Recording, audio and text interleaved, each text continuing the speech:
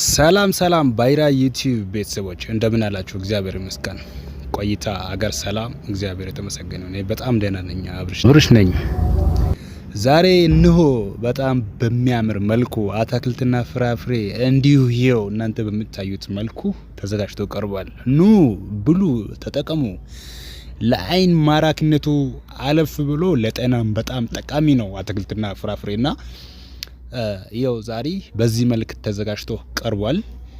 ልምዱን ደግሞ እንዴት እንደሚዘጋጅ እንዴት እንደሚሆን የምታካፍለን የስራ አጋሬ አሜሪካን ትባላለች።